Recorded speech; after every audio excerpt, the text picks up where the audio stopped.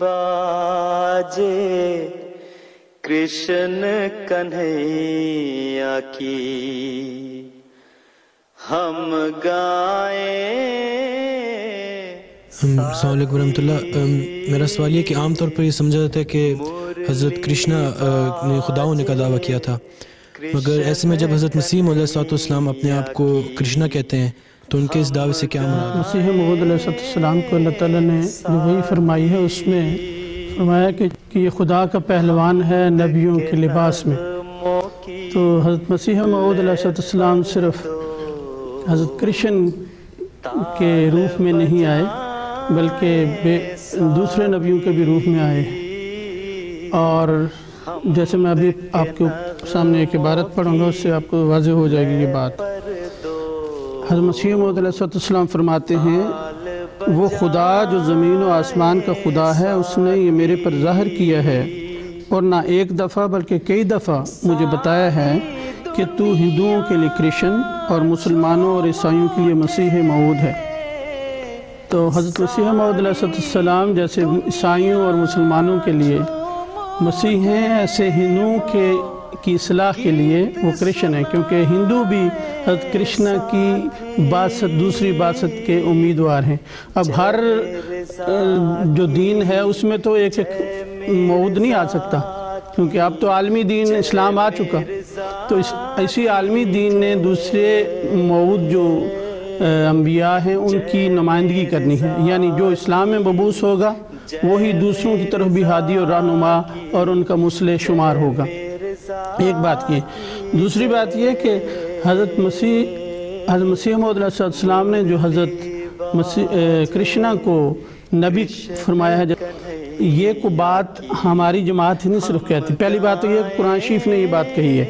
अब हम कुरान शरीफ की आयत को सही साबित करना हमारा फ़र्ज़ है और अल्लाह ताला का ये उसूल है, जैसे नबी सल्लल्लाहु अलैहि वसल्लम ने फरमाया कि खुदा के नेक बंदों को के लिए ही अल्लाह ताला मकबूलियत दुनिया में रखता है और ऐसी मकबूलियत जो रहती दुनिया तक रहती है।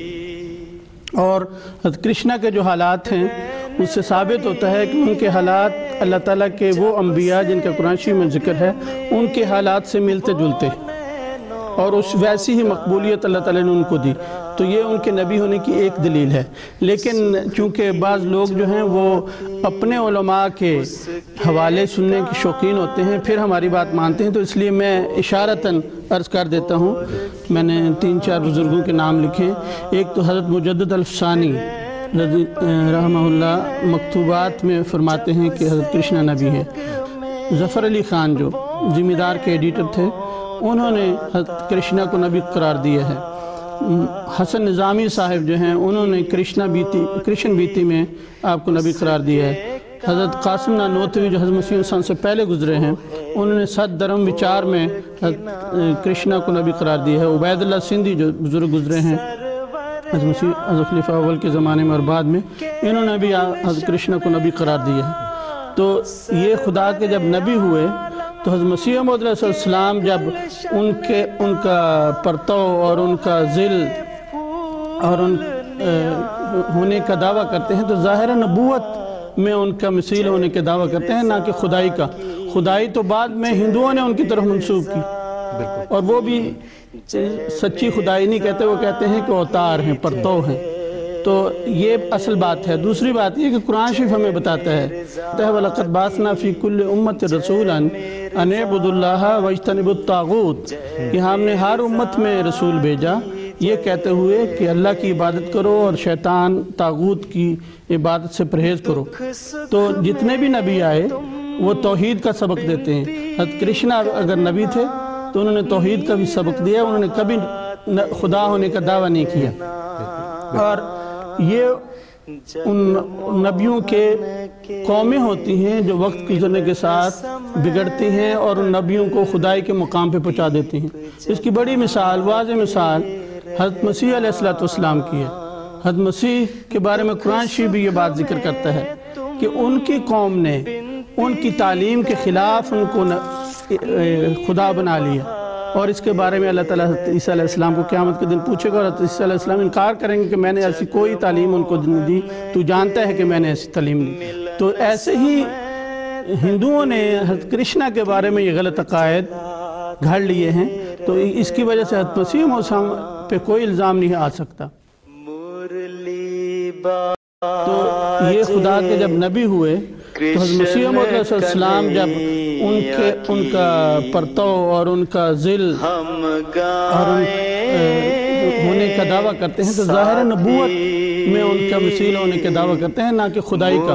خدائی تو بعد میں ہندوؤں نے ان کی طرف منسوخ کی، اور وہ بھی سچی خدائی نہیں کہتے، وہ کہتے ہیں کہ اوتار ہیں، پرتو ہیں۔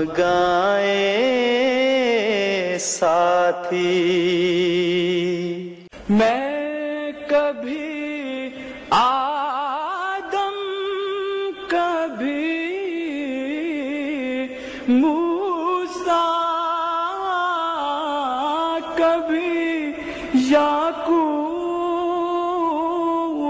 ہوں،